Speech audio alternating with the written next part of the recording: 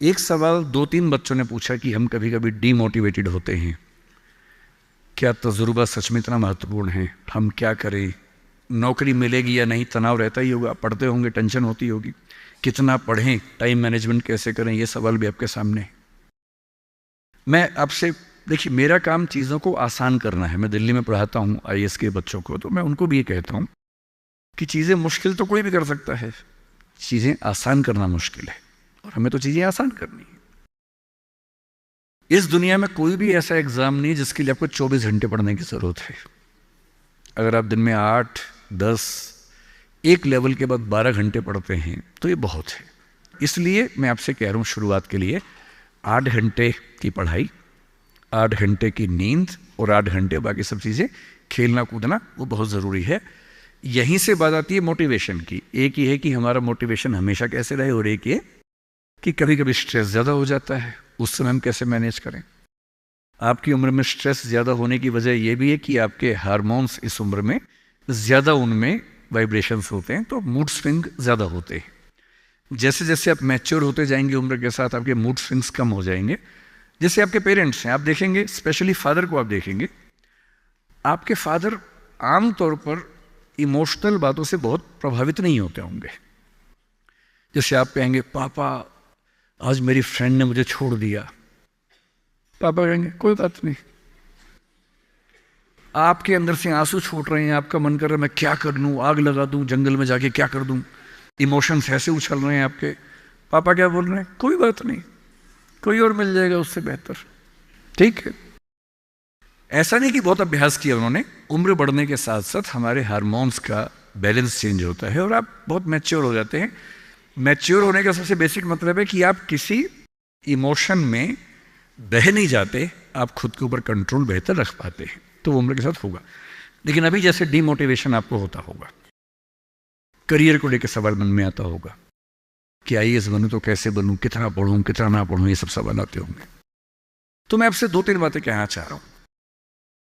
मैं तो आईएएस के लिए पढ़ाता हूं, अगर आप आईएएस की तैयारी करेंगे तो इनडायरेक्टली कहीं ना कहीं मुझे उससे फायदा ही होगा।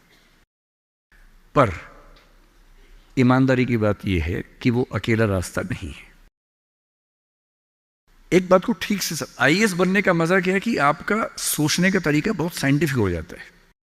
आप फैक्ट्स पे बात करते हैं, तथ्यों पे बात करते हैं, आर्गुमेंट से बात करते हैं, इमोशन से बात नहीं करते हैं, समझदारी से बात करते हैं।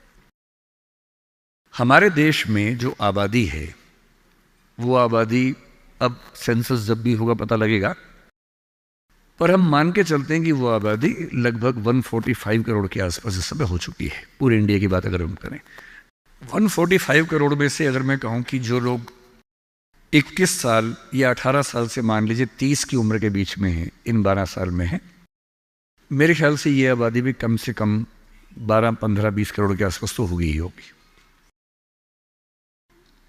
अगर ये 20 करोड़ लोग सोचे कि मैं आईएएस बनना है, या इनमें आधे भी सोच लें, 10 करोड़ सोच लें, आपको ये समझना है कि आईएएस पूरे भारत में कुल मिला के 6000 होते हैं, जिनमें से भी 5000 लोग हैं।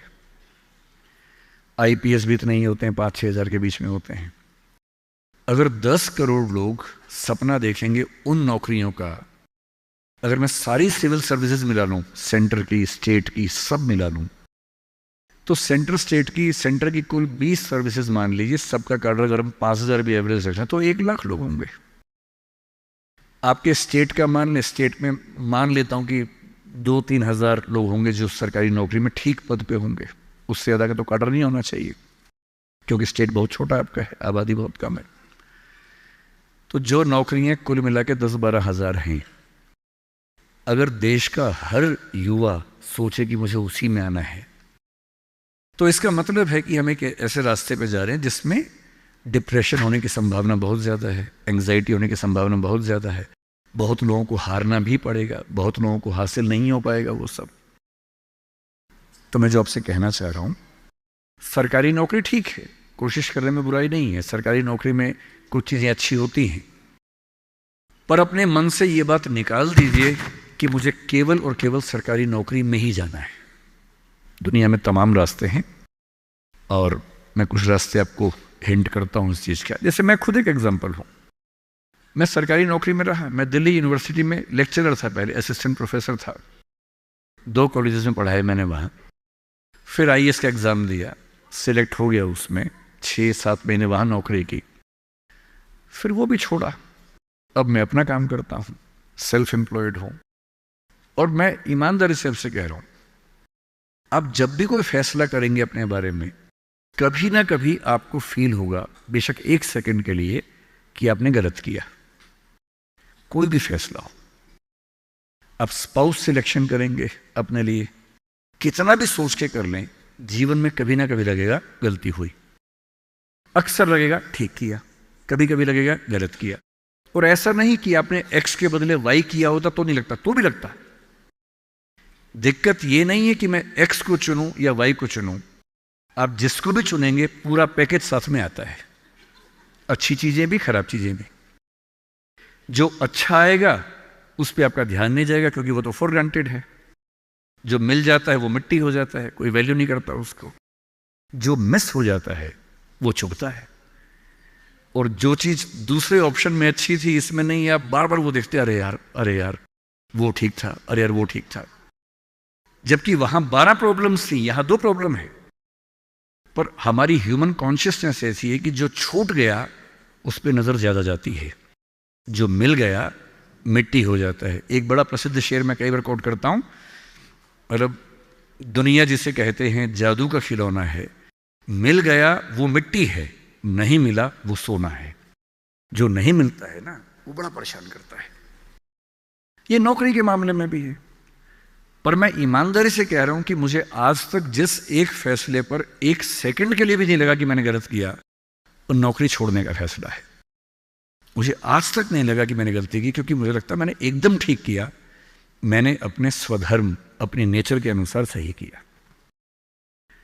इस बच्चे ने बड़ा खूबसूरत सवाल पूछा कि आप आईएएस एलाइड की नौकरी छोड़ के टीचिंग में क्यों आ गए। मैं इस सवाल में दूसरा सवाल जोड़ देता हूं। हमारे सामने प्रेम सिंह जी बैठे हैं, मुख्यमंत्री जी बैठे हैं, वो टीचिंग की नौकरी छोड़ के पॉलिटिक्स में क्यों आ गए। 2 एग्जाम्पल्स हैं आपके सामने। इन दोनों में एक तारतम्य है, एक रिदम है, एक लय है दोनों में।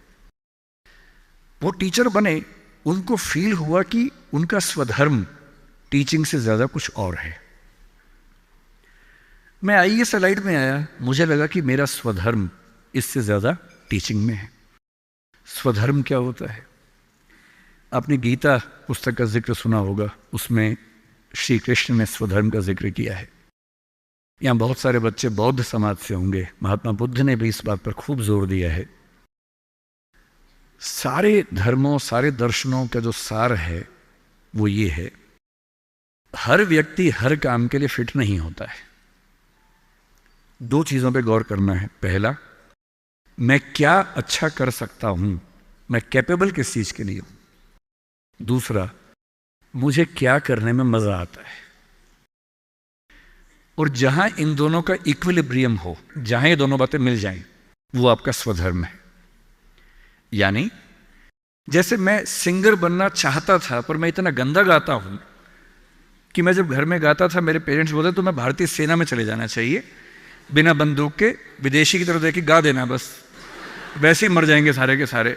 सही बात है भाई, ये भी ठीक बात है। तो मेरा मन था कि मैं सिंगर बनूं, पर गला कौवे जैसा भगवान ने दिया, कोयल जैसा नहीं दिया, तो मैं सिंगर नहीं बनूंगा। मेरे मन से क्या होता है, अच्छा लगने से क्या होता है भाई, सुने भी तो कोई मेरी बात को, मेरे गाने को सुने भी तो सही कोई। तो मेरा मन क्या करता है काफी नहीं है। 2 चीजें हैं, मैं क्या कर सकता हूं। मैं बचपन से स्कूल में डिबेटिंग करता था, मेरे पेरेंट्स ने मुझे बड़ा सपोर्ट किया, और बचपन से ही मेरे पेरेंट्स ने, टीचर्स ने कहा कि तुम कुछ ऐसा करना कि मंच पर रह सको, पॉलिटिक्स में जाओ, एमपी बनो। तब मेरा मन भी पॉलिटिक्स में आने का था, स्कूल लाइफ में बहुत ज़्यादा मन था उस समय, बाद में नहीं रहा। तुम पॉलिटिक्स में जाओ, तुम वकील बनो, क्योंकि जब कोर्ट केस लड़ोगे तुम्हें बोलने की ताकत भगवान ने दी है, उसका इस्तेमाल करो। या टीचर बनो। टीचर की छवि हमारे समाज में बहुत अच्छी नहीं होती थी, हालांकि मेरे पेरेंट्स टीचर ही हैं दोनों, पर हमारे समाज में टीचर की छवि होती है। और हमारे देश का दुर्भाग्य है कि जो प्रोफेशन देश को गढ़ता है उसकी छवि बहुत अच्छी नहीं है। टीचर बनना बहुत लोगों का सपना नहीं है, मेरा तो है। और मेरा स्वधर्म, मैंने महसूस कर लिया कि मेरा स्वधर्म टीचिंग है, और स्वधर्म का मतलब वही दो बातें जो मैं कर सकता हूं और जो मैं करना चाहता भी हूं।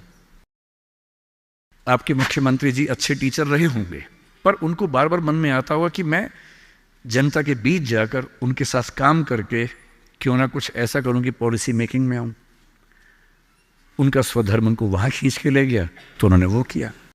और इस दुनिया में जो भी सफल इंसान आपको देखे, कोई भी सफल व्यक्ति देखे, किसी भी फील्ड का वो, आप हमेशा देखेंगे वो वही व्यक्ति है जो अपने स्वधर्म पे चल रहा है, जिसने वही रास्ता चुना जो उसकी क्षमताओं यानी कि कैपेबिलिटीज और उसके इंटरेस्ट यानी कि उसकी इच्छाओं से मैच करता था। तो आप सबसे मैं कह रहा हूं कि आईएएस या पीसीएस या सरकारी नौकरी की अंधी दौड़ में मत दौड़िए। मैंने बहुत सरकारी नौकरी वालों को देखा है दुखी रहते हुए। सरकारी नौकरी में है, अच्छा वेतन है, तब भी दुखी है, क्योंकि वो नहीं कर पा रहे जो दरअसल करना चाहते थे। सरकारी नौकरी में क्या होता है? सुरक्षा मिलती है, सेफ्टी होती है, सिक्योरिटी होती है, सम्मान मिलता है, समाज के लोग पूछते हैं आपको कि आप सरकारी नौकरी में हैं। गस्टेड ऑफिसर होंगे तो स्टैंप लगा के साइन करने की ताकत आ जाती है। आप जज हैं तो आपकी बात में वजन होता है। आप आईएएस आईपीएस है तो आप पूरा राज्य या देश चला रहे हैं। तो ताकत तो है, अच्छा है, सुरक्षा बहुत ज्यादा है। सबसे पहले ध्यान से सोचिए कि आप अपने जीवन से चाहते क्या हैं। मैंने जब नौकरी की तो मैंने फील किया कि इस नौकरी से मेरी जो मूल ज़रूरतें हैं वो पूरी हो नहीं पा रही। क्या ज़रूरतें हैं? मुझे अच्छा लगता है कि मैं खूब पढ़ूं और मंच पे खूब बोलूं। वहां कहा कि अब मंच पे जा ही नहीं सकते, कोड ऑफ कंडक्ट। मन कर रहे यार, जिस चीज़ के लिए पैदा हुआ वही नहीं कर पाऊंगा मैं तो। फिर दिन भर फाइलों में काम करना है। अब फाइलों में काम करना अच्छा लगता है कई लोगों को, मुझे नहीं अच्छा लगता, मेरा नहीं है ऐसी रुचि है, तो मैं क्या करूं। मेरा मन करता था कि मैं खूब पढ़ूं, गहरी चीज़ें पढ़ूं। वहां तो वही पढ़ना है जो सरकार के हिसाब से चीज़ें आती हैं, उसमें कोई बहुत क्रिएटिव स्कोप नहीं होता है। तो मैं कुछ महीनों में समझ गया कि ये मेरे बस की बात नहीं है। और मैं आपसे एक लिटमस टेस्ट कहता हूं, अपने पेरेंट्स से अकेले में बात करना। देखिए मैं बहुत ज़्यादा बोलता हूँ, जब आपको लगे ज़्यादा हो गया आप इशारा कर देना, मैं चुप हो जाऊँगा वहाँ पर, है ना। मैं भूल जाता हूँ कि मैं कितने घंटे बोल चुका हूँ तो आप हिंट कर दीजिएगा। आज घर जाके अपने पेरेंट्स से बात करना और एक बात पूछना उनसे, अकेले में बात करना, सबके सामने नहीं। स्पेशली अगर आपके पापा किसी नौकरी में हैं या मम्मी नौकरी में, जो भी नौकरी में, उनसे पूछना। उनसे कहना कि पापा आप नौकरी में खुश हो, ये बोल के चुप हो जाना। ये मम्मी आप नौकरी करती हो सरकार में या प्राइवेट, जहां भी करती हो, ईमानदारी से बताओ, मेरे सिर पे हाथ रख के बताओ कि आप खुश हो। तो पहले वो 2-4 मिनट गोल मटोल बात करेंगे। हाँ बेटा क्या कह सकते हैं बेटा, हाँ ठीक ही है बेटा, सब बढ़िया चल रहा है बेटा, ऐसी ऐसी बात करेंगे। आप 2 मिनट के बाद फिर उनका हाथ पकड़ के अपने सिर पे रख देना। अब बोलना, आपको मेरी कसम में झूठ बोला तो मर जाऊंगी, मर जाऊंगा। झूठ मत बोलना, सच्ची बताओ आप खुश हो। 2-4-5 मिनट के बाद उनके आंसू निकल जाएंगे या आवाज भर्रा जाएगी उनकी। और मैं गारंटी दे रहा हूं आपको, 10 में से 9 पेरेंट्स कहेंगे बेटा खुश तो नहीं है पर क्या करें, क्या करें। तुम्हारा करियर बनाना है, तुम्हारी जिंदगी ठीक रहे, नौकरी छोड़ भी तो नहीं सकते। शायद बाद में जो पीएफ के पैसे मिलेंगे, तुम्हें कॉलेज में पढ़ाना होगा, फीस इकट्ठी करनी होगी, घर बना के देना है, तुम्हारी शादी होगी, कैसे करूंगा, कैसे करूंगी। आप उनसे पूछना कि अगर आप 20 साल पीछे जा सको अपने इतिहास में, टाइम मशीन में आपको बिठा दिए, 20 साल पीछे ले गए और आपको 2 ऑप्शंस मिले, एक यही नौकरी करने का, एक कुछ और करने का, और ये एज्यूम करते हैं कि फाइनेंशियल सिक्योरिटी उतनी ही आपके पास रहेगी जितनी नौकरी में थी, एज्यूम कर लेते हैं। आप क्या करना चाहेंगे? गारंटी से बता रहा हूं, मजाक नहीं कर रहा हूं, गारंटी दे रहा हूं कि 10 में से कम 7 या 8 कहेंगे मैं वो रास्ता चुनना चाहूँगा, ये नहीं चुनना चाहूँगा। इसलिए सिर्फ सिक्योरिटी ज़िंदगी में काम नहीं आती है, ज़िंदगी में बहुत कुछ काम आता है। और आपकी जनरेशन के सामने इतनी अपॉर्चुनिटीज़ हैं। हमारे सामने तो क्या था, हमने जब कॉलेज पास किया तो लोगों से पूछा आप क्या करें, तो लोगों ने कहा 2-3 रास्ते हैं, एक रास्ते आईएएस बन जाओ, एक है टीचर बन जाओ, एक वकील या जज वाला रास्ता है। तो हमने 2 रास्ते चुन लिए, टीचर और आईएएस। टीचर का चुना इसलिए मैंने एमए किया, एमफिल किया, पीएचडी किया, यूजीसी नेट जेआरएफ का एग्ज़ाम दिया कि ठीक है टीचर बन जाएंगे। तब तक आईएएस में इसमें लाइट में हो गया तो वहाँ जाके देख लिया। जल्दी ही समझ में आ गया कि दोनों में उतना मज़ा नहीं आ रहा है तो दोनों छोड़ दिया। लेकिन उस समय छोड़ दिया। अगर 2-4 साल कर लेता तो आज तक वही कर रहा होता, क्योंकि वो जो सुरक्षा है ना दलदल जैसी होती है, एक बार दलदल में घुस गए बाहर निकलना बड़ा मुश्किल है। लेकिन आपकी जनरेशन का सोचिए, जब मैं अपने आसपास देखता हूँ, मेरे बहुत सारे दोस्त सोशल मीडिया पे काफ़ी सक्सेसफुल हैं, फिल्म इंडस्ट्री में हैं। उनमें से एक ने मुझसे पूछा कि सर मैंने 30 साल नौकरी की है और मैं अपनी फील्ड में लगभग टॉप पे हूँ। मान लीजिए मैं आपसे पूछूं, ये प्राइवेट सेक्टर की बात है, एक टीवी चैनल के टॉप व्यक्ति के बारे में बता रहा हूं मैं आपको। उसने कहा कि अगर मैं आपसे पूछूं कि मैंने ठीक किया या गलत किया तो आप क्या सलाह देंगे? मैंने कहा सलाह तो मैं क्या आपको दूंगा, आप मुझसे बड़े हैं, सलाह तो मैं आपसे ले लेता हूं बल्कि, लेकिन अगर आप मेरा ओपिनियन चाह रहे हैं तो मैं आपको केवल एक बात बता के समझाता हूं। मेरा अपना मानना यह है कि नौकरी अच्छी है, नौकरी से अच्छा है उद्यम, एंटरप्रेन्योरशिप या सेल्फ एम्प्लॉयमेंट। ये बात मैंने कई मंचों पे कही है। कुछ दिन पहले मैं दिल्ली का एक बहुत प्रतिष्ठित कॉलेज है, Shriram college of commerce SRCC, वहाँ मैं गया था और मैंने बड़ा खुल के कहा कि स्टार्टअप करना नौकरी करने से बेहतर क्यों है, एक आर्गूमेंट दिया। वहाँ एक आर्गूमेंट छूट गया था, आज मैं आपको वो आर्गूमेंट बताता हूँ। जब हम नौकरी करते हैं, मैंने उसी व्यक्ति को कहा कि जैसे आपने नौकरी की है, 30 साल हो गए, आपके पास 3-4 साल बचे होंगे। उसने कहा सर 3 साल बचे हैं, फिर मैं रिटायर हो जाऊंगा। मैंने कहा आपने ज़िंदगी भर में, मेरे ख्याल से आपकी महीने की सैलरी आजकल शायद 1.5-2-2.5 लाख रुपए होगी। आपने ज़िंदगी भर ठीक ठाक पैसा कमाया होगा, पर जितना भी कमाया होगा लगभग उतना खर्च भी हो गया होगा, क्योंकि खर्चे भी तो बढ़ते हैं ना परिवार के समय के साथ, बच्चे हैं, करियर है। बोले हाँ सर, कुछ बचता नहीं है, बस ये है कि काम चल जाता है। मैंने कहा अब 4 साल में रिटायर होंगे, आपने एक घर जरूर खरीद लिया होगा नोएडा वोएडा में। बोले हाँ सर नोएडा में। नोएडा दिल्ली के पड़ोस में है जहाँ कई लोग रहते हैं। दिल्ली में नौकरी करके घर खरीदना बड़ा मुश्किल काम है। तो दिल्ली में जो लोग नौकरी करते हैं, दिल्ली के आसपास घर खरीदते हैं।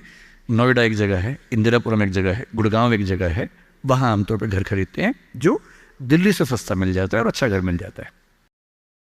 मैंने कहा रिटायर हो जाएंगे, रिटायरमेंट के बाद कितने पैसे आपके पास होंगे, जिंदगी भर की बचत?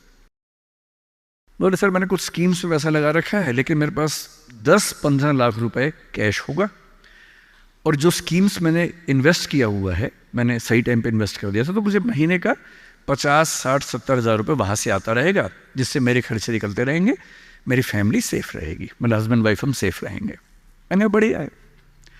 मैंने कहा सिनेरियो नंबर 2 सोच के देखिए ज़रा। फिर मैंने ये भी पूछा आपके बच्चे करते क्या हैं? तो उन्होंने कहा कि सर मेरा एक बच्चा तो सॉफ्टवेयर की दुनिया में है, एक बच्चा मेरा मीडिया में ही, जर्नलिज्म में ही काम करना चाहता है, वो अभी पढ़ रहा है, जल्दी ही नौकरी शुरू कर देगा। मैंने कहा जब वो नौकरी शुरू करेगा उसकी सैलरी क्या होगी? बोले सर शुरुआत तो 30-35 हज़ार से होनी चाहिए, धीरे धीरे फिर परफॉर्मेंस के हिसाब से सैलरी बढ़ जाएगी उसकी। मैंने कहा चलिए अब चैनल चेंज कर लेते हैं। मान लीजिए कि आपने 30 साल पहले नौकरी की जगह अपना उद्यम शुरू किया होता। लेट अस एज्यूम, मैं जानता हूं कि अपना उद्यम करने में खतरा ज्यादा होता है, बहुत ज्यादा होता है। 1000 में एक उद्यम बेहद सफल होता है, जिसको आप देखते हैं अखबारों में, स्टार्टअप, और वो क्या बोलते हैं, यूनिकॉर्न। यूनिकॉर्न का मतलब एक सींग वाला घोड़ा, ऐसा घोड़ा जिसका एक सींग हो। एक माइथोलॉजी है यूरोप की, उसमें यूनिकॉर्न का जिक्र आता है। वो तो 1000 में एक होता है यूनिकॉर्न। बाकी लेकिन ये है कि आप रीजनेबल सक्सेस तो आप ला सकते हैं थोड़ी सी मेहनत करके। धीरे धीरे लोग आपको जानने लगते हैं, एक ब्रांडिंग बनने लगती है। और 3 साल का मानते हैं कि ब्रेक इवन का एक जस्टिशन पीरियड है कि 3 साल अगर आपने ठीक से काम कर लिया। एक ये फॉर्मूला आप भी समझ लें, दुनिया में कोई भी काम हो, कितना भी मुश्किल हो, अगर आपने 3 साल उस पर ठीक से खर्च कर दिए तो मान के चलिए कि उसमें आपको सक्सेस मिलनी तय हो जाएगी। 3 साल का गोल्डन रूल है। तो मैंने उस व्यक्ति से कहा कि अगर आपने 3 साल स्ट्रगल कर ली होती, अपना काम शुरू किया होता, लेट अस एज्यूम, और सफल हो जाते,